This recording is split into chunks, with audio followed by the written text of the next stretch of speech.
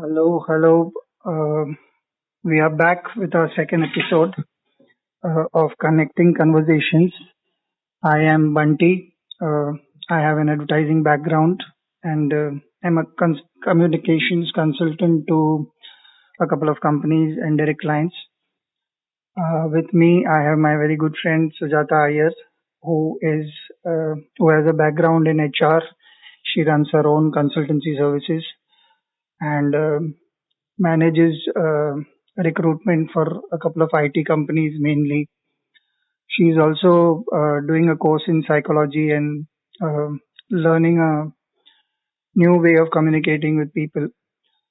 Both of us have decided to do this exercise of finding out what has made us stick over the years in terms of values and its importance in our personal lives. Uh, bring the sharings to you all and hopefully encourage you to share your stories as and when you can with us. Hi, Sujata. Today we are going to talk about um, can living with values be the new normal in this extended lockdown times? Sujata, what do you want to say about that? Do you want to do the introduction of the topic? Yeah, I mean, it's what, uh, 7 weeks into the lockdown now, Yeah, isn't it? almost. Yeah, almost. Yeah, I, yeah, I think we shut down completely. I think on the 18th or 19th of March, and I think here we are on the 3rd of May. I think when the whole thing started, it was so overwhelming for all of us, and I think we all uh, embraced it differently. We all continue to deal with it differently with a lot of hopes and fears and positivity and uh, trying to keep Mm. ourselves busy or not really doing on knowing on days what to do. Uh, so I think in some ways it is everybody is equal now. If you know what I mean, that's what I feel. Everybody is in the same boat. There isn't even a separate decking area. It's all all the same is what I feel, Bunty. Um, I my personal journey has been a little different. My initial few weeks were quite comfortable. Now I think since last week I have started kind of feeling a little agitated about something. I am quite restless, trying to figure out what to do. My own Hmm. Facebook wall seems to resonate with other friends feeling the same things. I had a friend write, I think this morning itself saying, let's go to some playground, all of us get together, whoever survives, survives. But let's just get out.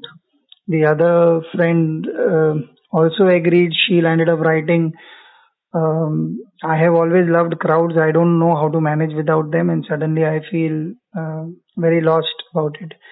And funnily enough, that the second friend actually has a hubby who is a doctor, so he is actually contributing to helping ease the situation for us. And yet, Okay. she is going through a different series of emotions at different points of time. I think, yeah, same here. In fact, when I was thinking what would we talk in the second podcast, I myself was feeling a little irritated, and I was saying, how are we going to talk about Hmm. values in a time where the only thing that you're feeling is anger and frustration and um, a, a sense of feeling very constricted in this space, not necessarily physically, but even mentally. Is it affecting us? Are Hmm. we getting paranoid? Um, you personally have felt any of these during the last couple of days or something like that? Actually, I did the other way around, Bunty. So for us years in the UK, it kind of all came crashing down overnight. I mean, I still remember the week of 16th of March. I was traveling outside of London to meet a client, and I was away for a couple of nights. And it was on my journey back that it was all over the news that things have to be slow down and shut down. There was a lot of ambiguity and nobody knew. And there was also this mad rush to stockpile groceries, essential stuff, etc. So the panic had already set Mm. in. Mm. Uh, and then I got home, and that's when the reality kind of really sunk in terms of uh, all the activities that you see around. Mm. And my doctor's school also decided to kind of shut out that week itself. So it all came together at the same time, and that is when, uh, for me, I felt I had to take a step back at that point, because I'm used to working in a certain routine in the sense that I am self-employed. Other than my recruiting business, I'm also training to be a counselor. So I have college couple of days a week. I have a set routine of things. I don't really meet people on a daily basis. I operate from a small office closer to where they live. So Mm. my Mm. my routine is set in a way where I don't necessarily interact with people every day. So my biggest fear was, how will I continue to do what I want to do in a house full of people? So my problem was exactly the opposite of others, if you know what I mean. Mm. So I took that week off actually. Uh, I think the weekend of I think the 21st of March, or well, yeah, I think it was the 21st of March. I just took the entire week off. I just shut down completely. And we also have some house guests staying with us, extended family. The kids, Okay. they study here in London, couldn't go back home in time, and it's lovely to have them around. But at some level, for me, it was also a full house of people, and my space, my little routine. That the whole idea of that going Mm. out of the window was what's bothering me the most. But I took that week off. Just not. I didn't do anything. I just shut down myself completely, just trying to figure out how will I operate in the new way that needs to be operated, because I also knew that businesses were crashing and things would be very different. Uh, so for me, that week and a half almost that I took off actually helped me to kind of reset my uh, whole way of how I would operate going forward.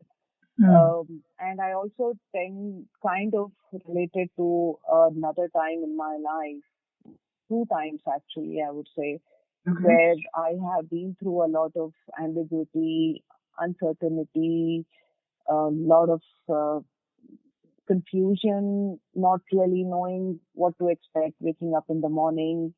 So I have lived about a couple of years like that in the past. I Okay. think I went back to that space, Bunty, where I, I drew strength from those experiences, saying, okay, those two life-changing events, I pulled it through, not knowing what to expect, literally on a daily or on a hourly basis. I Okay. said that's how I'm Mm. going to run my days, um, for whatever time that we all need to be in the lockdown or following rules, etc. So yes, Mm. I had your moments in the beginning of COVID-19. Mm. I still have some days where it all comes off, but what I have actually done is I have actually given myself some time every day where I allow myself to holler and get myself. Yeah, actually, I know when I read about this a few years back. Okay. Like, you schedule your lunch, your meetings, your calls, your downtime. Why don't you have 20 minutes of, hollering and self-pity and crying and cribbing and cursing and doing all those things and just bloody get over with it? So I started doing that, and that is helping as well. And I'm not hard on myself anymore. If I have 5 tasks in a day, and if I manage to finish 3 of them, and I'm happy with that. I don't say I haven't done this or I could have done more. So I'm trying to look at things that way. Hmm. So far, Bhakti, it has worked really well. I know it may sound weird in a time like this, me saying I'm not frustrated or agitated or upset. I am all those things as well, but I doubt if it will uh, take over my days, or if I will allow them to dictate how I feel most days. I would say, Hmm. What I, what yeah, I, fi- yeah. what I find interesting is one, the honesty with which you have accepted that there are times that you may um, Mm, not really feel okay, and it's okay to not feel okay in that sense. I really like that because most of the times there was this movie in India quite a few years back. Everybody says I'm fine, and it's interesting because how are you doing is never understood as how are you doing. I really am not generally mm, interested in your well-being or even knowing what you're up to. Rarely do we pause when we ask how are you doing, and the feelings of anger, confusion, frustration, um feeling bogged down are normal feelings. All of us are supposed to know this, but more or less, I think we land up also judging ourselves along with feeling this. So I think the point you made is very good, and I hope people who are listening in to this podcast at some point also allow themselves the same space to express themselves. If it is hollering that gives you peace, well, so be it, or else at least the acceptance of the fact, okay, at this point I don't feel okay, and it's really okay to not feel okay yeah. at that point of time. A question that is running in my mind. There was a funny thing that also came to me was when you're hollering, I hope you're hollering within the audible limits of your own home and not causing the neighbors to call up the police or some such thing. so, Oh so no, that you'd made me be feel good. surprised. The hollering happens within my mind. Probably occasionally, I try and do some journaling every day, and it is all internalized. I Okay. don't think I have called a single friend in the last 8 weeks or 7 weeks, telling them, uh, crap is hitting the ceiling. I don't know what to do. No, uh, this again, I will go back to the practice, which is really helping me. I mean, the minute I know the wheels are coming off, I can just sense it. My whole body senses that it's coming off, and it really helps me to, just switch off the button and switch on in a few minutes, and it is really helping. Um, I think I recognize how I tend to respond when my feelings change, or when my body reacts in a certain way to what my mind is going through. And I think for me, that has been the key in the last few years. And that really helps me to reset very quickly, Hmm. Bhakti. So you be maintaining a daily practice of your meditation, is it? Almost. Sorry, I lost you there, Bhakti. Can you I'm please say saying that I'm again? saying. So is that what you're referring to? Is that your daily practice of meditation that holds you good? Is that what you're Yes, talking about? yes. It holds me really good. I try to do anapana as many times as I can, Hmm. and yeah, it is helping me immensely. Yeah. So that's what my question was coming to. The feelings that we feel, acknowledging them is one part of it. Being Yes. honest to ourselves and spending time and just allowing them to be. But Mm. is there any alternative to feeling this? Are there any, since we have kind of thought that we would talk about values that hold our inner self, that strengthen our inner selves, that help us express ourselves better, uh, in tune with the truth that we feel about things. You think are there any alternative ways to look at the present time that we are going through? Any kind of things to learn from it? Oh, I think there will be lots, but then again, Bunty, it is all down to that individual. It is each to its own, right?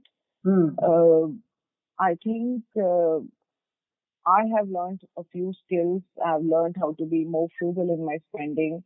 I've learned not to cook twice a day, try and eat the same meals twice a day, and things like that. Just be thankful for what we already have, and the usual bits. But I think the key here probably is self acceptance. Just accept the situation as much as possible, and it is really very hard. Um, and I think people really have this opportunity to reflect upon what they want to do going forward. You really can't do anything that has happened this far. Uh, that I think is probably the bigger lesson or takeaway, or if I may say that, where we've all been granted this opportunity to really slow down and decide how we want to live our lives going forward. Because look at it, look at the human spirit. We pulled it for the last 7 weeks. We've done unimaginable things. We thought we need to go out, eat every day, shop every day, meet friends, party, go to restaurants. We haven't done any of those things for the last 7 weeks, and we are all Yeah. doing fine, I would say, right? Yeah, well, now that you bring that up, that hasn't struck me at all.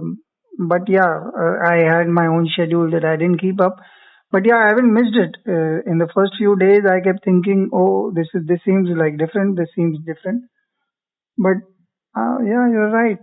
You're right. What seemed like we can't do without, you've done very easily without even Yeah, what eats us is not those things at all. Um, yeah, which is yeah, surprising, yeah, yeah, because I didn't think of it like that. Yeah. yeah. Um, Sorry, go on. no, no, please continue. No, that's what I meant. I mean, uh, I think, see, also the other thing is, yeah, I'll probably say it for most of us, right? No 2 days are going to be the same as long as we continue to be in the lockdown. I think families and individuals are treating and addressing it very differently in different parts of the world. Uh, Now, I'm here in the UK. I haven't seen my parents and my sister for the last year and a half. And the Mhm. only thing I want to do when everything changes is just get on a flight and see them. Things that you used to take so much for granted, right? I mean, that's the only thing I want to do. I mean, whoever is this, if my friends and people that know me are listening to me, I do care for you guys. But the only people that come to my mind is Yeah, meeting my family when things go back to whatever normal. they go back to. I'm not even sure if normal is the right word, but yeah, it's Yeah, kind of given me a perspective as to what really and who really matters. I mean, we all know that at some level, but we don't really practice it, right? yeah. I cannot say the same thing. I'm staying with my family, and there have been days. I think in the first few days, we were all acting quite weirdly. In the first few days itself, we had our fights, and up to the third or the fourth day, I think we all settled down, realizing there's no getting out of this very quickly. Mm, So we started trying to give each other our space, to be patient with our own selves, also to be patient with everybody else in the family to start with, because it's def- good to say कि on a say uh, written piece of sheet to write, okay, I'll be patient 100 times, or know this from your scriptures or from your practice or from whatever learnings that we get from here and there. But actually being put in a physical space which you have to share with other people, with different mindsets, is yeah. quite a journey. In fact, I read a very nice thing. I think it is Will Smith's wife landed up talking about him. She said we've been married for around 1.5, 2 decades, and the person that I thought I knew, I don't know at all, and I'm like kind of figuring out, oh, this is a different person altogether, because we had this Mm, image of each other, and we were living our so-called normal lives, going about our lives, and suddenly with the lockdown, we are spending so much time with each other that I mm, don't know this person at all. And she didn't mean it in a negative manner. She meant it very open-ended.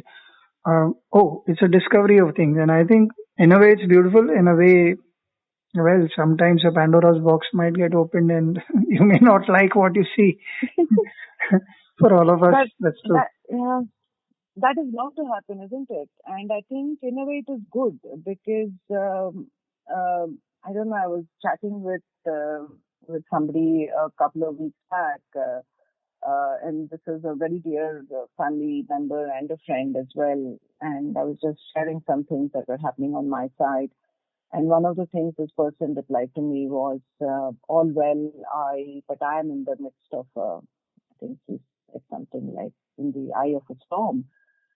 And I felt I don't know what kind of storm it is, and it's really not my place to know either. But the only thing I told this person was, uh, maybe it is. I said, I think I wrote to you. Will maybe it's worth being or passing through the storm. You'll come out battered and bruised, and probably lose a limb or not see again clearly for some time. At least you will have a clarity, because when the storm gets over, as much as there is going to be destruction, there will be a lot of clear spaces as well, right? And that is where you can really decide what you want to do after the storm, what part of your life you want to really rebuild, and the things that you don't want to go back ever again. So it may be worth being in that storm for now, and then take a call at the end of it. So to your point, yes, there is going to be good and bad things that will come out of all relationships, and it will decide where things will be. I mean, there is a joke going around that now that things are seemingly getting back to routine or normalcy in China, there is either going to be a surge in divorce rates, or there's going to be a surge in uh, people having more children. So that again, I feel is taking to two different extremes, because sometimes one also during a time like this makes peace with what is not there in one's life and relationships, and appreciates what is already there, and they try and meet each other halfway or midway, and then give it a different perspective altogether, I would say. Really interesting because you just gave me a new perspective which I wasn't thinking about. When I spoke Mm-hmm. of a certain value that was in my head was the value of patience, as we wait for the lockdown to end, or everybody else seems to talk about the post-COVID situation. Now, one of the things that runs in my head is, hello, the virus is still there. We are all trying to again move away from the present. But I'm seeing on paper this sounds good. But now when you talked about the China um, uh, joke going around and saying that both of the options that people are talking about are extremes, the beautiful part Mm-hmm. that there might be many more families that may not belong to either extremes, but they would know certain things which are not pleasant and certain things Yes. which are wonderful to know, and they would be both overawed by the wonderful things because of the extreme part of the situation that we are in. And Mm-hmm. Also at the other end, sometimes we'll have to make their peace with, say, if with my spouse I find out something about her, or she finds out something about me. Oh, he's really like this, or she's really like this, and I Yes. I do not like it, but I do not like it. I do not hate it so much that I will separate, but I choose to stay, and she also chooses to stay. So then Mm-hmm. you have to live through that and patiently work on that aspect that you do not like. So it is Yes. exactly what life has offered us at this point of time. We may like the situation, we may dislike the situation. Life doesn't care whether all the so-called conspiracy theories of a virus having been implanted by human beings or this country or that country. I think all of that does not matter. In the end, we have to go through the experience that we are going through from our stage where we stand. How do Yes. we perceive it? And are we only talking patience or genuinely trying to work with ourselves? Because whatever happens in the mind is going to start affecting us. One of the fears that I seem to have sometimes is this paranoia of not touching the lift buttons and not shaking hands and not giving anybody a hug. And Are we going to become paranoid as we go along? Are we going to stop trusting people just because of a virus? But I think what you said is right. What we are is what is going to come out. It's always been there. It's just a time which will reveal to us the parts that we Yeah, carried. yeah, yeah, yeah. Uh, yeah, and I think the other thing that I've realized in the last 7, 8 weeks is, uh, as much as I'm hopeful of wanting to see my folks back in Bombay, Mumbai, Hmm. I uh, I'm sorry, as much as I'm hopeful of wanting to see them, I also have this inane fear, and that's the only fear I carry. I think it's important to talk about fears as well, right? Yeah, yeah. That's the only Uh, fear I carry, because we are in two different parts of the world. The medical systems in both the countries operate very differently. The social structures are very different. So there are so many other factors that would really go in deciding which way or how long the lockdown will go in. I mean, I also imagine the situation where, UK allows traveling internationally, and then India still decides, okay, no more visitors till the 19th of November or whatever, just a date. I really hope it's hmm. not that too late in the year. That I think would be an even worse situation to be in, where you have the means, you have the time, you want to meet somebody, but you can't do it. You Yeah, see but what I I think, mean? yeah, one of the things that I try and do, not always successfully, is not think about possible disasters that might happen. I think life itself Mm, is quite entertaining enough without us having to add to our grief by imagining it. mm, While yeah, one also has to be practical and look at things and try and, um, in a way, I'm just throwing a thought. Obviously, I'm staying with my parents, mm, so I will not feel your grief. But one of the things that one can really do is uh, be compassionate to people who are already going through something like this at this point of time. I've known of families. Since you've been in Mumbai earlier, you would know Mumbai Pune is like a 3 hour journey, 3.5 hours journey. I know yep, families where my friends have just gone overnight and suddenly the lockdown is announced. One part of the family yeah, is there and the other part of the family is in Mumbai and they do not know how to cook, how to do anything. And suddenly yeah, they are both going through different kind of emotions at different points of time while trying to make sense. See, life to all of us is what we live daily.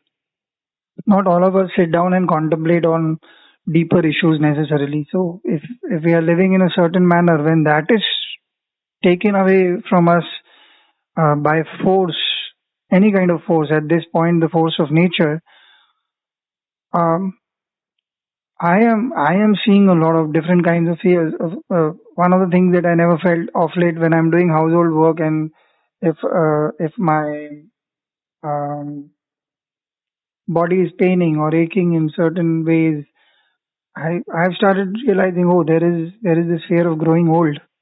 I'm growing old? Is it? It's never been on my mind, never, ever. But mm, off mm, late, when the pain comes and you start re-looking, you're just doing a small household um, job, whatever it is, and why would you think this? But well, the mind is the mind, and suddenly this is there. So I try and accept that in terms of, since we try and think of values that will help us. One of the things that I try and do, which works sometimes, is accept, okay, you are afraid, so what? And then try and, uh, I'm trying to get into an exercise regimen or a yoga regimen or something, yeah, unsuccessfully so far. But yeah, one is trying. At least it is at the back of the mind.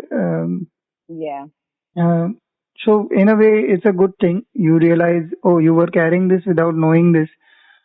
Uh, mm, mm, Challenges are challenges whether you know them or not, and good that I would rather know them then be struck by them after 20 years when I am even more unprepared to face them. I think in that Yeah. sense it is good. Not that given a chance, Yeah. I think I would want the lockdown to end and go out and do what I want. I don't even know what I want anymore. That's another fear. If it ends tonight and they say, okay, you're free to go out, I don't know whether I dare to go out and sit down in a restaurant and have a cup of tea, or it's just it's just written into our minds. Yeah, but you know what? You just by saying this, what you did, you just brought up some really, really lovely memories for me. I mean, the first time I did my 10-day course. Again, thanks to you for introducing Hmm. me to Hmm. Vipassana. Hmm. So I did it, I think, a few years back, and when I finished, when the last day, when the silence is over, uh, uh, I think we finished at about 11 o'clock on Sunday morning here. Yeah. And Sunday or Saturday, I think, I'm sorry, yeah, Saturdays, because Hmm. here the course runs from Wednesday to the following Yeah. Sunday. Yeah. Yeah. Um, we finished at 11 on Saturday, and I remember it so vividly. People were rushing out, talking to each other, hugging each other, and some of them knew each other. I just Hmm. sat there. I mean, I was like thinking, what do I talk? Hmm. What do I even talk? Right? I Hmm. just didn't know what to do. I just sat in the Dhamma hall for maybe an hour or so. And Hmm. then there were very few around with me. And I think the few that were there, we are still in touch. And Hmm. we just didn't know what to do with all the time and the noise and the space that you have to go back to Hmm. your earlier talking life.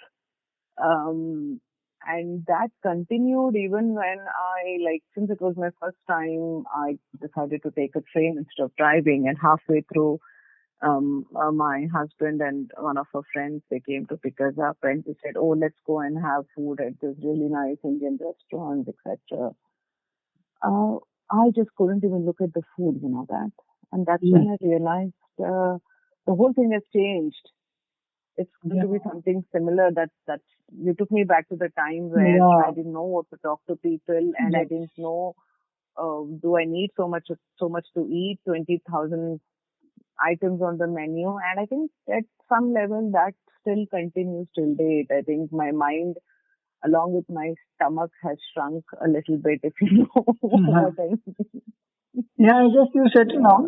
I just hope we all take home these lessons of um, being patient, being satisfied with less, frugal, um, and we are able to connect on a far more deeper level rather than the superficial ways that we've connected. Because I think we've always looked for distractions of some or the other kind, eating together or meeting up for coffee, or the place, the glamour of the place, the experience that we are looking forward to. These kind of things are actually actually things that we keep on um, looking for. Yep. So which is a sad thing, because on one hand we are trying to meet up each other and catch up on things, and Yep. on the other hand we are, I think we drift. We try and avoid each other in a very different manner, which is a topic for another time in a way, where Yeah. are we really meeting people? Are we really connecting?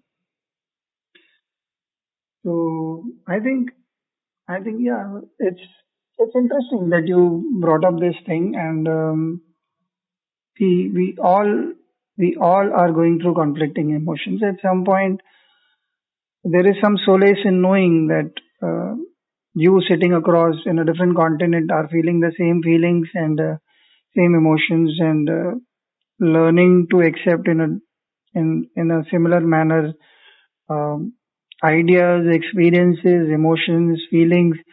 Uh, they come and go, but they are common to all of us.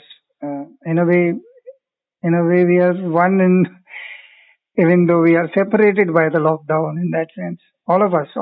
I don't mean only you and me at this point. Yeah, yeah.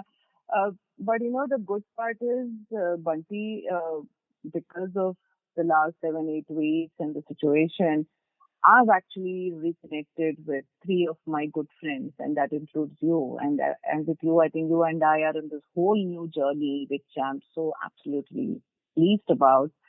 And there were two more people that I connected with. I think almost after um, Hmm. 16 years. Oh, okay. And yes, yeah, uh, and it didn't feel like we hadn't spoken for the last 16 years. And I think that was one of the better parts of the last 6 weeks, I would say.